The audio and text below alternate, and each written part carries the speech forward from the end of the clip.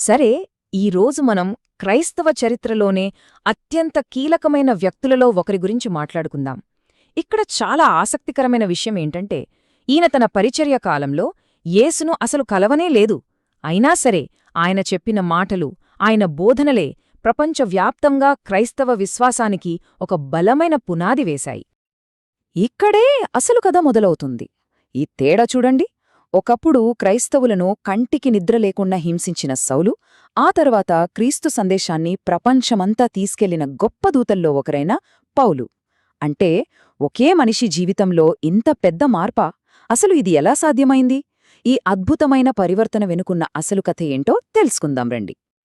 అయితే మొదటగా ఈ మార్పు రాకముందు సౌలు ఎలా ఉండేవాడు, ఆయన ఎవరు, ఆయన నేపథ్యం ఏంటి అనేది చూద్దాం. సౌలు నేపథ్యం చూస్తే చాలా ఆసక్తికరంగా ఉంటుంది. ఆయన పుట్టింది ఒక యూదు కుటుంబంలో, అంటే ఇప్పుడు మనం టర్కీ అంటున్న ప్రాంతంలోని తార్సు అనే ఊర్లో. ఇక్కడొక ముఖ్యమైన విషయమేంటంటే, ఆయనకు రోమా పౌరసత్వం కూడా ఉంది. ఆ రోజుల్లో రోమా పౌరసత్వం ఉండటమంటే మామూలు విషయం కాదు. అదొక పెద్ద హోదా, ఒక రకమైన అధికారమన్మాట. చదువు విషయంలో కూడా ఆయన చాలా గొప్పవాడు. గమలియేలు అనే ఒక పెద్ద గురువు దగ్గర ధర్మశాస్త్రాన్ని క్షుణ్ణంగా చదువుకుని చాలా నిష్టగల పరిసయునిగా తయారయ్యాడు. మరి అలాంటి వ్యక్తి తొలి క్రైస్తవ ఉద్యమాన్ని ఎందుకు అంత తీవ్రంగా వ్యతిరేకించాడు? ఎందుకంటే యేసును అనుసరించేవాళ్లు యూదా మతానికి ఒక పెద్ద ప్రమాదం అని ఆయన గట్టిగా నమ్మాడు. తన దృష్టిలో తాను చేస్తున్నది దేవుని సేవ అనే అనుకున్నాడు. హింసించేవాడు అన్న పదం సౌలు చర్యలు ఎంత తీవ్రంగా ఉన్నాయో చెబుతుంది. ఆయన కేవలం వాళ్లని వ్యతిరేకించడమే కాదు, క్రైస్తవులను అరెస్టు చేయించడం, వాళ్లని శిక్షించడం కూడా సరైందే అని భావించాడు. చివరికి మొదటి క్రైస్తవ అమరవీరుడైన స్టెఫనును రాళ్లతో కొట్టి చంపినప్పుడు కూడా సౌలు అక్కడే ఉండి దానికి మద్దతు తెలిపాడు.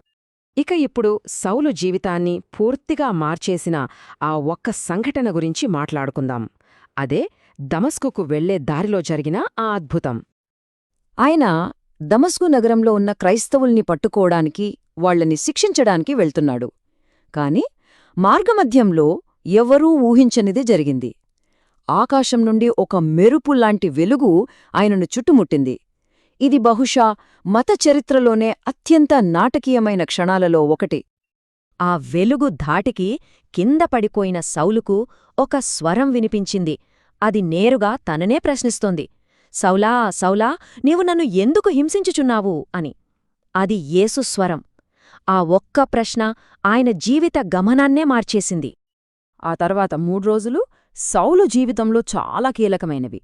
ఆ వెలుగు వల్ల ఆయన కంటిచూపు పూర్తిగా పోయింది. 3 రోజుల తర్వాత అననీయ అనే ఒక క్రైస్తవుడు దేవుని పిలుపు మేరకు వచ్చి సౌలు కోసం ప్రార్థించాడు. వెంటనే ఆయన తిరిగి చూపు పొందాడు. ఆ క్షణం నుండి ఆయన శారీరకంగానే కాదు, ఆధ్యాత్మికంగా కూడా ఒక కొత్త జీవితాన్ని ప్రారంభించాడు. ఈ సంఘటన తర్వాత మనమొక కొత్త వ్యక్తిని చూస్తాం.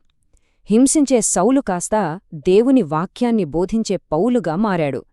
ఆయన జీవిత లక్ష్యమే పూర్తిగా తలకిందులైపోయింది. చూసారా, మార్పు అంటే ఇదే. ఆయన గతాన్ని తెలిసిన వాళ్లందరూ షాక్కయ్యారు. ఎందుకంటే ఒకప్పుడు ఎవరినైతే నాశనం చెయ్యాలనుకున్నాడో ఇప్పుడు వాళ్లతోనే కలిసి యేసే దేవుని కుమారుడని ప్రకటించడం మొదలుపెట్టాడు. పౌలు యొక్క కొత్త లక్ష్యం కేవలం యూదులకు మాత్రమే పరిమితం కాలేదు. ఆయనకు అప్పగించబడిన పని ఏంటంటే అన్యులకు, అంటే యూదులు కానివారికి కూడా సువార్తను అందించడం. ఇది క్రైస్తవ మతం ప్రపంచవ్యాప్తంగా విస్తరించడానికి వేసిన ఒక విప్లవాత్మకమైన అడుగు.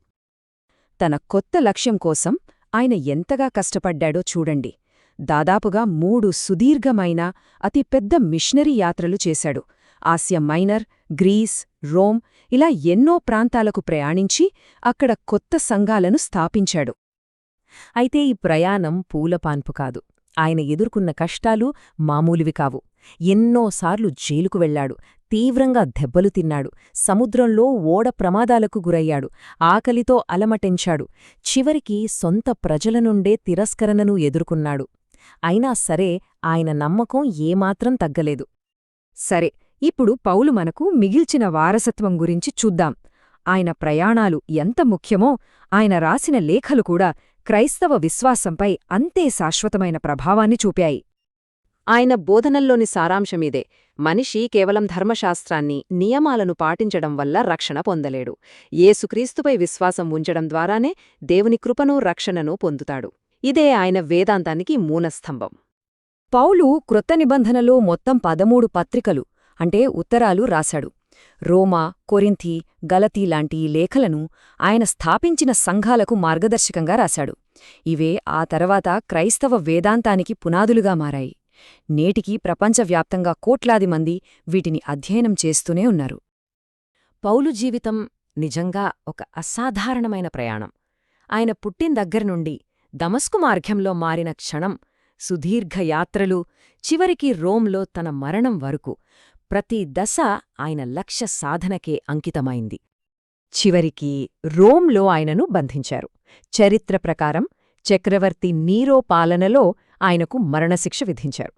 అయితే ఇందాక మనం చెప్పుకున్నట్టుగా ఆయనొక రోమా పౌరుడు. అందుకే ఆయనను అందరిలా సిలువ వేయకుండా తల నరికి చంపారు. ముగింపుగా పౌలు జీవిత కథ నుండి మనం నేర్చుకోవలసిన పాఠమేంటి, దానిలోని లోతైన అర్థమేంటి అనేది ఒక్కసారి ఆలోచిద్దాం. ఇది పౌలు జీవితం నుండి మనం గ్రహించాల్సిన అతి ముఖ్యమైన సందేశం. ఒకప్పుడు హింసించే వ్యక్తి ఆ తరువాత గొప్ప సందేశకుడిగా మారడం, ఇది మానవ జీవితంలో మార్పుకు ఉన్న శక్తికి ఒక గొప్ప నిదర్శనం.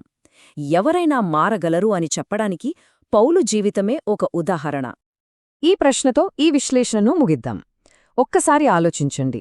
ఒకే ఒక్క వ్యక్తి జీవితంలో వచ్చిన మార్పు నిజంగా ప్రపంచగతిని, చరిత్రను మార్చగలదా? పౌలు కథ మనకు ఇదే ప్రశ్నను వేస్తుంది.